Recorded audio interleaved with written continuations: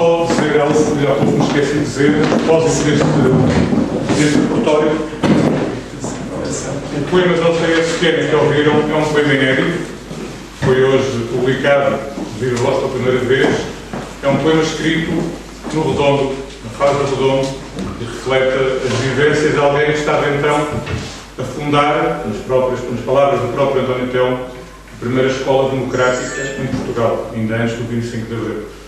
Alguém que vai ter pela frente uma experiência única, vai ter problemas com o Estado Novo, primeiro com as autoridades locais do Redondo.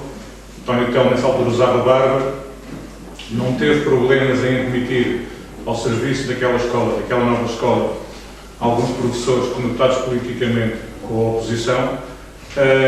Isso vai valer uma ida a Lisboa ao gabinete do diretor-geral do ensino básico, que lhe pergunta se ele estava metido em alguma coisa. Ele disse que não, mas primeiro respondeu que era contra a situação.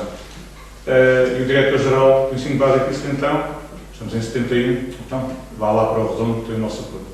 Na altura, António Telmo foi denunciado ao Estado Novo por colegas de profissão, que depois, como ele saiu vitorioso deste embate, passaram a bajular.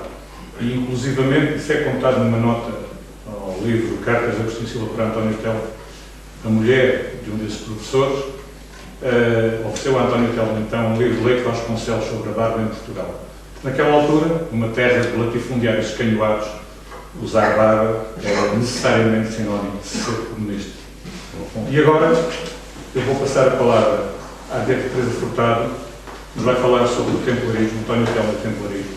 O templarismo é o tema principal e dominante da história secreta de Portugal, mas depois vai conhecer renovados desenvolvimentos ao longo de praticamente toda a obra de António Telmo.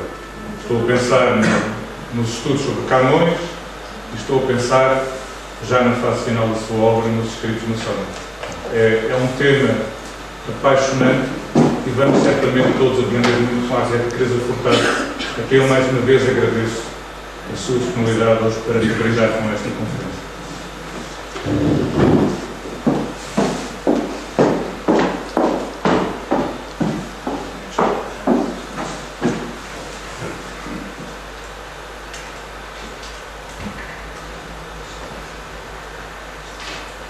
Antes de começar as coisas desta pequena conferência, eu quero agradecer o convite ao Pedro Martins e também o apoio técnico aqui dos funcionários aqui desta biblioteca, que sem eles não conseguia realmente mexer neste.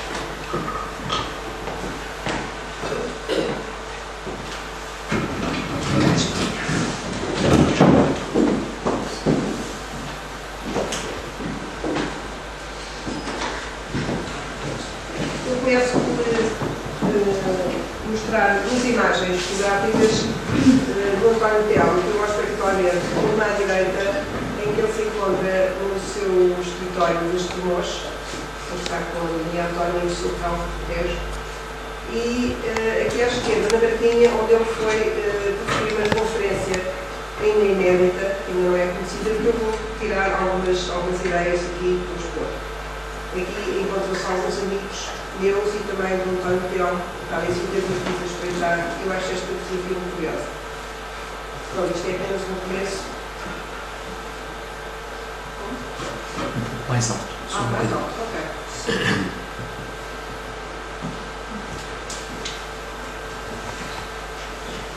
O conhecimento histórico, António Telmo considera como verdadeiras fontes os vários documentos cifrados existentes, por não haver outra forma de revelar aquilo cuja natureza é a definição secreta. O Manuelino será a cifra da verdadeira história, tendo como símbolos fundamentais a cruz e a esfera angular. Os Lusíadas, a cifra poética, e os Jerónimos, a cifra arquitetónica. Refere ainda a poesia trovadoresca e os escritores que considera oceânicos. Vieiras, locais, os quais Pessoa e Resto. A ideia do Quinto Império será a unidade subjacente a todo o processo. Assim, segundo Telmo, só em palavras cobertas alguma coisa poderá vir de dentro para fora. Considera os templários um grande enigma que os historiadores não têm conseguido desvendar.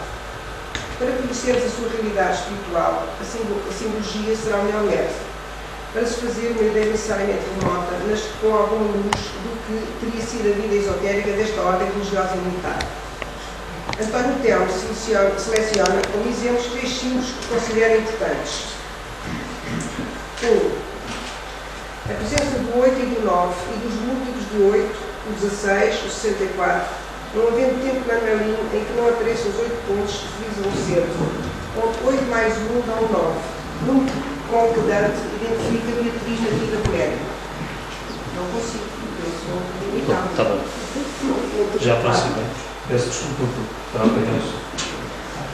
Encontra na rotunda Jerónimo do Convento de Cristo em Semar e no claustro de Jerónimo 16. Na igreja do Mosteiro dos Jerónimos, um teto inclinado com círculos e 8 pontos divididos sempre a 1%. E as capelas imperfeitas, também motivadas. Verifica sempre a presença do 9 no traçado das molduras no manuelinho. Estes serão os símbolos que vou interpretar. 2. Uma misteriosa orientação a sul. A Torre de Belém integra a sul no estado da Nossa Senhora das Uvas, com o menino ao colo. Em Santa Maria de Belém, no portal sul, Nossa Senhora dos Reis Magos, com o menino e a taça com as oferendas daqueles reis. E no portal sul do Convento de Cristo, em Tomar, Nossa Senhora da Romã, fruto onde, segundo Telmo, se esconde a sublime fraternidade das nórdicas. São 3 manifestações da Virgem Mãe. António Telmo destaca a particularidade de Nossa Senhora em Portugal de ser populada como Virgem e como Mãe. 3. A presença constante do vermelho e do branco. A veste branca dos templários e as caravelas do Homem de Cristo possuíam uma luz vermelha de braços iguais. Na festa dos tabuleiros em Tomar, rapazes e raparigas vestem o vermelho e o branco. Eles de calças pretas, camisa branca e gravata vermelha. Elas de vestido branco com faixas vermelhas, fita no cabelo, fios de ouro à volta do pescoço. Os tabuleiros à cabeça com a autorizada de quem os leva, feitos de teias, flores vermelhas e brancas, terminam com uma coroa e a pomba do Espírito Santo.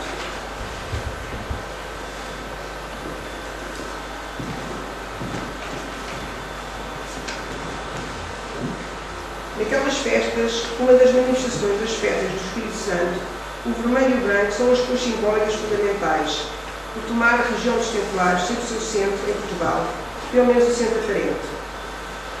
Telmo interroga-se: o que seria o Espírito Santo no pensamento dos Templários, um dos criadores das festas do Espírito Santo e na poesia dos fiéis do amor? O Espírito Santo é o amor. Os Templários possuem este espírito de filhos de Deus Santo Amor. As raparigas com o tabuleiro à cabeça representam o mesmo que uma planta no seu desenvolvimento.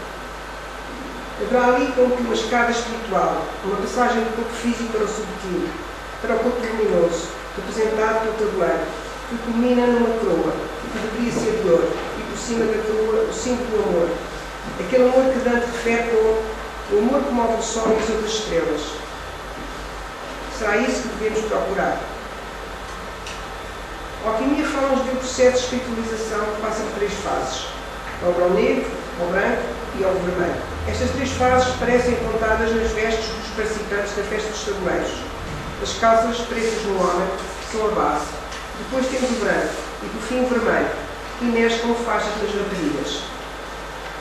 António Telmo considera interessante encontrarmos novamente nos poetas fiéis do amor, ou seja, nos fiéis do Espírito Santo, como Luís de Camões, o predomínio destas cores, o vermelho e o branco, numa contínua exaltação nos seus poemas.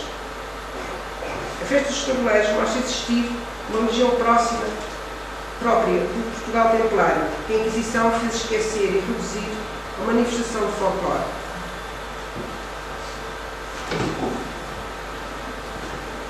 Considerando os pontos extremos do mapa de Portugal, segundo as 4 direções do espaço, António Telmo afirma parecer inscrever-se num retângulo cuja linha nascente poente, ao passar por Tomar, cidade dos Templários, o divide em 2 quadrados iguais. Acrescenta que Portugal, visto como retângulo, será interpretável como um tapete no centro do mundo, à volta do qual se fazem as viagens iniciáticas ao Oriente. Portugal poderia ser imaginado como um Barzac, que, segundo Ibn Arabi e demais sufis, significará um mundo intermediário entre 2 mundos, que, sem ele harmonizá-los, se excluem. Assim, a linha nascente-poente que passa por Tomar divide e une o sul ao norte do país. Após escrever a história secreta de Portugal, Telmo verifica existir uma relação entre a essência de Portugal e uma doutrina iniciática, segundo ele, manifesta no claustro dos Jerónimos e noutros lugares como a batalha, e uma identidade entre o gênio português e a ordem do seu tempo. Terá havido um processo de decadência ao longo de 4 ciclos até o momento culminante de 25 de Abril, onde se apresentou um duplo caminho, o da morte ou o da glorificação. Morte ou glorificação em que sentido? No sentido de se reencontrar o rei de Portugal redimido segundo os princípios templários. 1513 terá marcado uma ruptura, uma mudança em Dom Manuel, relativamente à tradição transmitida pela Ordem do Tempo. Talvez com origem nas relações do rei com a Ordem de Cristo, que, segundo Mário Sampaio Ribeiro, citado por António Telmo, entrara em decadência após a morte do infante Dom Henrique. Dom Manuel entrega ao mosteiro de Santa Maria de Belém a Ordem dos Jerónimos, afasta mestre Boitaca da obra daquele mosteiro e suspende os trabalhos nas capelas imperfeitas e inacabadas da batalha, também orientados por aquele mestre. Revelará um desengano do rei em relação à própria orientação secreta ou sagrada que o tempo refletia. António Telmo adianta que 1513 poderá ainda refletir o princípio de degradação da ideia de Quinto Império, enquanto ligado ao centro invisível do mundo, agora pela impossibilidade de um real contacto com aquele ser, ou segundo Dante, os poderes real e sacerdotal seriam autónomos e unos, num princípio centralizador e transcendente. Sem a demanda do centro invisível do mundo, o Quinto Império não seria mais do que uma miragem. Assim, 1513 assinalaria a ruptura entre o poder régio e o poder iniciático.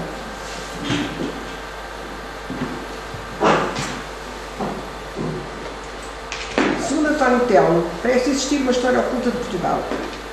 Pensa ter existido entre nós, se não connosco, uma organização esotérica que, de um modo consciente e intencional, terá procurado, a partir desta pátria, a que deu existência, redimir o mundo do mal e da divisão. Transformar a terra dos homens, onde reina a divisão e a morte, na terra dos viventes, na qual todos os seres sujeitos ao tempo possam viver em liberdade pela obediência a um só príncipe, forma vivente do princípio existente no centro do mundo, é, segundo Telmo, a missão da Ordem Templária em Portugal. Tal parece encontrar-se expresso na ala sul do claustro dos Jerónimos, com a cruz elevada à tigre do brasão e na árvore dos 7 ramos sustentada de um lado e do outro por 2 anjos. Encontra-se aqui. As fotografias não são famosas, mas é muito difícil fotografar qualquer coisa no claustro. Não sei porque senti com dificuldade. Portanto, este está exposto aqui nestas 2 figuras. Em B, este será o brasão de glória, a forma suprema que adquire através dos 4 iniciados que pela viagem marítima chegaram ao centro invisível do mundo, o primeiro brasão do reino, recebido por Dom Afonso Henriques, do próprio Cristo, segundo a lenda de Urique. Aqui os 4 iniciados que até onde se refere são Pedro Alves Cabral, Domingos Paulo Coelho, Paulo da Gama e Vasco da Gama. As 5 quinas e os 7 castelos transformam-se respectivamente na árvore dos 5 e 7 ramos. A cruz que figura em A e B será a cruz da Ordem de Cristo dentro do círculo. Comparando as 2 figuras A e B, António Telmo explica ainda que em A se exprime a iniciação menor, o Cristo terrestre, onde a cruz se encontra inscrita na circunferência, cujo centro atua sobre o indefinido, integrando-a na sua própria lei. Em B, a cruz e a circunferência distanciam-se, enquanto o centro, após ter integrado o indefinido, se separa dele, tornando-se inacessível, exprimindo a transcendência do príncipe terrestre celeste, realizada no homem, ao receber a iniciação maior.